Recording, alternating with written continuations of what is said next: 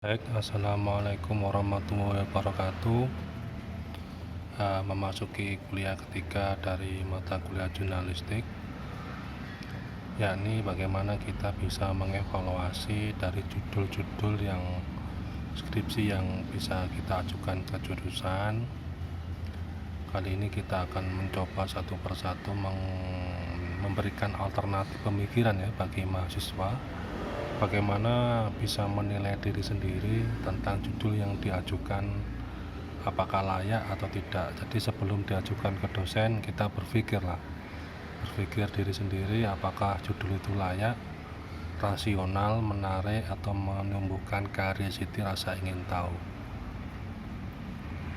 Ini salah satu, nanti kita review satu persatu ya, satu persatu tentang judul yang diajukan. Ini dari salah satu mahasiswa teman kita namanya Amala Bilqis, yang Mbak Amala Bilqis nanti bisa kolom komentar menanggapi judul yang saya komentari.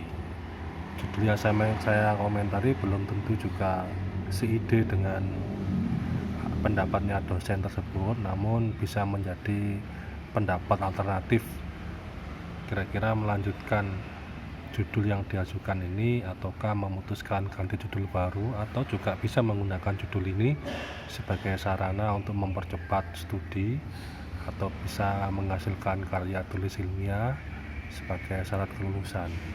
Sebagai informasi ya, sekarang skripsi tidak hanya menjadi satu-satunya tiket untuk mendapatkan ijazah, namun nanti ini juga bisa digunakan sebagai jurnal ilmiah maupun buku.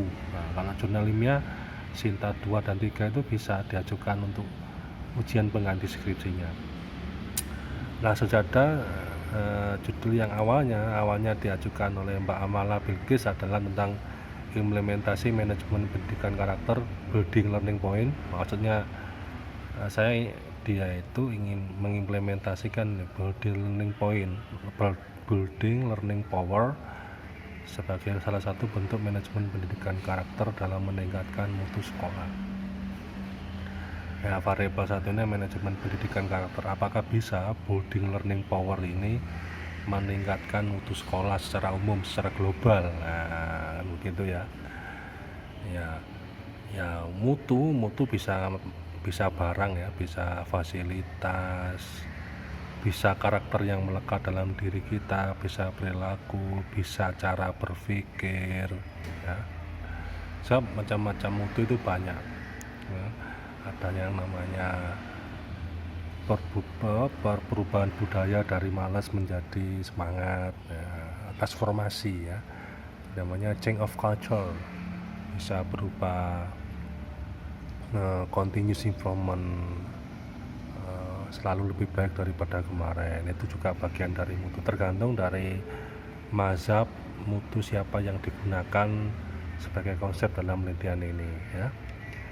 Komentar saya terkait dengan judul yang diajukan Mbak Amala Bilqis ini ya, sasaran dari manajemen pendidikan karakter ini, sasarannya building power ini maksudnya ya,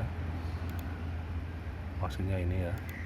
Nah, ini itu kan kepada peserta didik secara mikro ya. Ya, usernya kan peserta didik ya, bukan guru, bukan kepada kepala sekolah. Meski bisa saja memiliki dampak kepada mutu sekolah pada akhirnya, tapi fokus utamanya terhadap peningkatan mutu siswa ya. Kalau saya lebih ya langsung ngomong to the point, itu ya ini ke siswa bukan ke sekolah kan begitu ya. Mutu siswa yang dibidik perlu diperjelas batasannya agar proses penelitiannya terarah efektif dan efisien kan begitu. Mutu siswa itu bisa apa aja, bisa karakter unggul, bisa karakter leadershipnya, bisa mutu akademiknya, bisa kecakapan hidupnya, bisa perilaku islami, bisa daya saing tinggi ya. Jadi bisa karakter, bisa prestasinya dalam belajar, prestasinya dalam mengikuti kejuaraan misalnya ya, bisa juga budaya literasinya dan sebagainya ya. Nah, ini kalau dibuat judul ya, building learning power dikaitkan dengan mutu akademik dan leadership skill siswa. Dalam judul 1. Internalisasi nilai-nilai building learning point dalam penguatan mutu akademik dan leadership skill siswa di sekolah atau madrasah mana. Yang kedua, ya, penguatan daya saing dan life skill siswa melalui manajemen pembelajaran berbasis nilai-nilai building learning power di sekolah atau madrasah. Yang ketiga, ini misalnya ya, manajemen pendidikan karakter berbasis building learning power untuk optimalisasi kritikal dan creative thinking siswa di sekolah atau madrasah mana. Nah, itu komentar dari saya terkait dengan judul yang diajukan oleh Mbak Amala Bilqis. Nanti akan kita coba judul yang sudah diajukan di kolom YouTube itu kita akan review satu persatu bila ada waktunya memungkinkan. Bila ada yang kurang bertanya, dia kurang jelas silakan bertanya ya. Mohon maaf kemarin lagi greges, jadi WA-nya belum bisa terjawab dengan sempurna. Saya mohon maaf sebesar-besarnya. Nanti kalau sudah fit, kita akan seperti ini kuliahnya ya. Sambil sedikit-sedikit saya mencoba untuk membuat judul skripsi atau jurnal yang akan diajukan kepada jurusan. Semoga sukses dan bermanfaat. Saya akhiri. Assalamualaikum warahmatullahi wabarakatuh.